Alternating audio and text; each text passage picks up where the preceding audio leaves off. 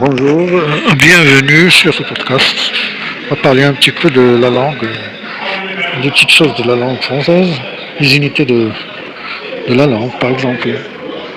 Les unités de la langue s'organisent en une hiérarchie allant du plus petit, le son, le plus petit son, c'est-à-dire ce qu'on entend. Entre parenthèses, sans signification, il n'y a pas de signification. L'unité la plus petite n'a pas de signification. Jusqu'au texte. Et il se divise entre unité non significative, phonème, et unité significative, morphème, mot, phrase. La compréhension de ces unités est essentielle pour maîtriser la linguistique et la grammaire.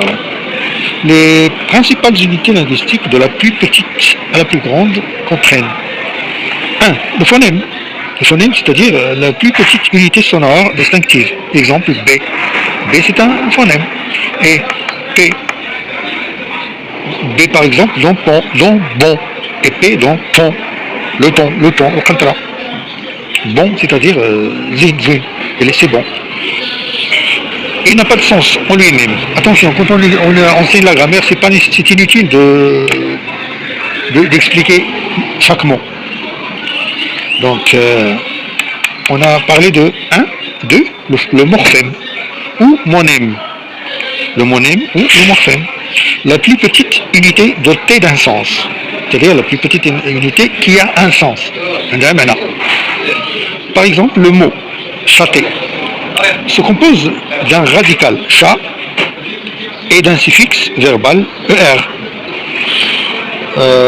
Ok. 3. Le mot.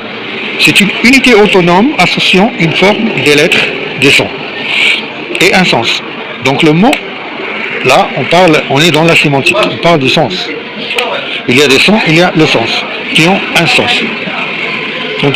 Quand les sons du mot finissent, donc ils font un sens. Il permet de construire des messages plus complexes. Donc ça devient un peu complexe.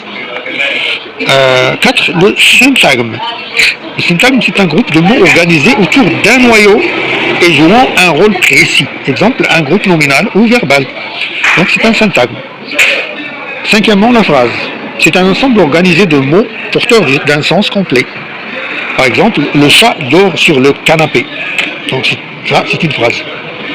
C'est un ensemble organisé بمجموعة منظمة من الكلمات تحمل معنى كاملا ما ناقص ما كيتسناش شي phrase أخرى باش تكملها.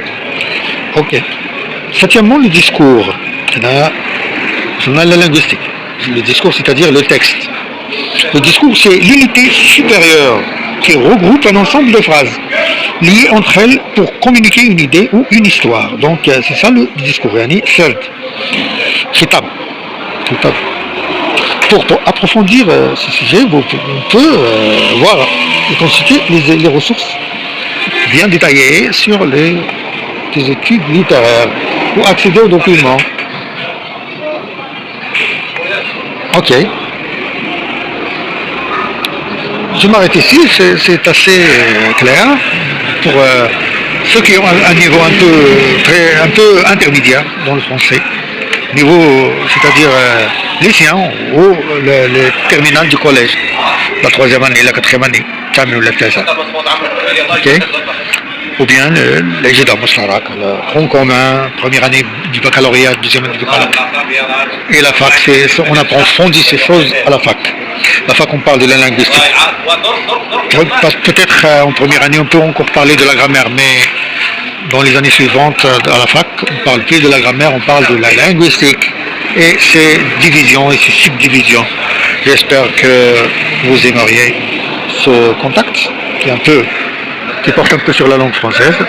J'espère qu'on se rencontrera, qu'on sera ensemble dans un autre podcast. Inch'Allah. Je vous laisse et j'espère que vous jouissez de votre vie comme vous voulez.